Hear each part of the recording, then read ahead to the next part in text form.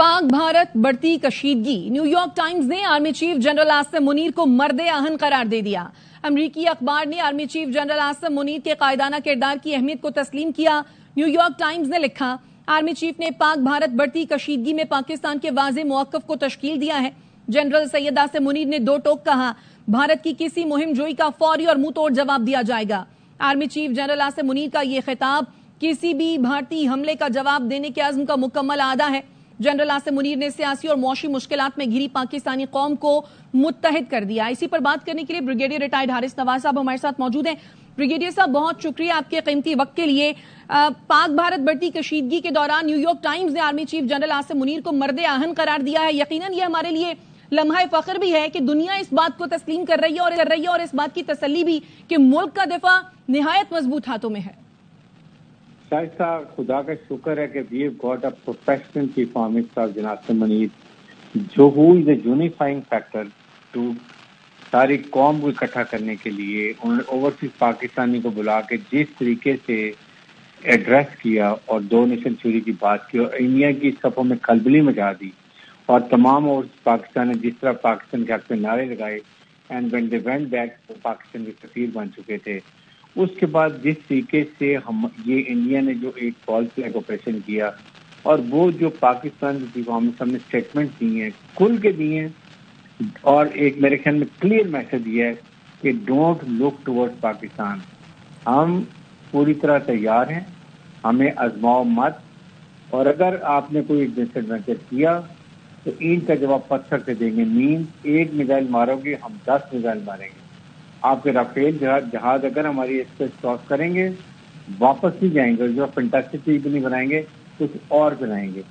Don't do miss adventure. और इसी वजह से इंडियन को अब अपनी पड़ गई है, दुनिया में इनकी चोरी पकड़ी गई है, दुनिया में ये आइसोलेट हो गए हैं। हमारी फर्स्ट टाइम मीडिया कैंपेन और digital media campaign because of general Asim की पॉलिसी की वजह से और उनको इनकरेज करने की वजह से इंडिया को मात कर दी है। वर्ल्ड से जो भी कराया खुद एक्सेप्ट करते हैं, क्योंकि हमने फैक्ट्स एंड फिगर से बात की है और पूरा मीडिया हमारा जिस तरीके से कॉन्फ्रेंस इसको कवर करने से पहले कभी भी नहीं हुआ है। और फिर उसके साथ सबसे इम्पोर्टेंट बात है कि जब पीला रिंग के चीफ हम सब गए हैं, अवाम ने उनको देख के जिस 200 करोड़ से नारे लगाए हैं, जिस जज्बे से नारे लगाए हैं पाकिस्तान के अर्बन चीफ आर्मी स्टाफ के बारे में, I think it was hot touching and hot warming. This speaks volume of things. India में 3 सीनियर डिप्टी जो टॉप मोस्ट जनरल हैं वो इनके स्टैक हुए, deputy chief of staff, northern commander और इंटेलिजेंस स्टाफ। पाकिस्तान में यूनिट है, कोर कमांडर सब ने मिलकर जग जमाने की बात की है। Pakistan first, sovereignty Pakistan above all. Water terrorism पे we take it as an act of war. We will not wait, we will go and fight. We connect everyone. दुनिया हमारे साथ है, चाइना, उसके बाद मलेशिया, टर्की ने क्लियर स्टेटमेंट दिए, India के साथ कोई भी नहीं। इसलिए ये जो एक गुजरात का चाय बेचने वाला, उसकी ज़हनियत वही है और इसी वजह से अब उसको समझ नहीं आ रहा कि मैं क्या करूं। हर दफ़ा जो चोरी छुप जाती, इस दफ़ा चोरी पकड़ी गई है, उसके वहाँ के अवाम ने पकड़ी है, वहाँ के ऑपोजिशन लीडर ने पकड़ी है, वहाँ के जर्नलिस्ट ने पकड़ी है और मॉडरेट वहाँ के जो लोग उन्होंने पकड़ी। आई थिंक इस वक्त पाकिस्तान की फौज पूरी यूनाइटेड है and they are looking towards only one direction, that is chief army staff. जो ऑर्डर करेंगे पाकिस्तानी मुसल्लह फौज मनोन उस पर अमल करेंगी। नॉट ओनली अमल करेंगी, इसको इंडिया की आंखें निकाल देंगे। Trust me, I am telling you and I am firm believer. इस दफा इंडिया मिसएडवेंचर करके दिखाए, we will take them a lesson. और आइंदा के लिए आई विश हम जिस पर जाफर एक्सप्रेस आइंदा कोई ऐसा इंसिडेंट हो तो हमें अग्रेसिव जाना चाहिए और साथ जब डिप्लोमेटिक ऑफेंसिव भी जाएं और वहाँ जनरल इलेक्शन में बात करें कि जो ये वाटर टेररिज्म कर रहे हैं, जो फॉल्स फ्लैग ऑपरेशन कर रहे हैं, Pakistan beat a strong Islamic nuclear state with battle hardened army. We will not accept this thing and definitely will fight back. Brigadier retired Waqar Hasan sahab ने भी ज्वाइन किया है, ब्रिगेडियर रिटायर्ड हारिस नवाज साहब, उनको भी शामिल गुफ्तगू करते हैं। ब्रिगेडियर वकार साहब, thank you so much for your time. बुनियादी तौर पर दुनिया जो है वो इस वक्त इंडिया को मशवरा दे रही है कि वो اپنے جواب میں محتاط رہے، وہ سفارتکاری کے جو راستے ہیں ان کو اپنائے اور سفارتی سطح پر اسے مسلسل ناکامی کا سامنا کرنا پڑا، اور وہیں دوسری طرف عالمی جریدوں کی طرف سے سفارتی سطح پر جس طرح سے پاکستان کی تیاری، پیشہ ورانہ صلاحیت، آرمی چیف کا جس طرح سے ذکر کیا، مین آف اسٹیل کا، قائدانہ صلاحیت کا ذکر کیا، صرف چیف آف آرمی اسٹاف کا نہیں بلکہ پوری کی پوری فوج کا مورال بڑھاتا ہے اور بتاتا ہے کہ کتنے تیار ہیں، لیکن ساتھ ہی کتنا ریسٹرین اور کتنی پیشنس کا بھی مظاہرہ کر رہے ہیں تیاری کے باوجود۔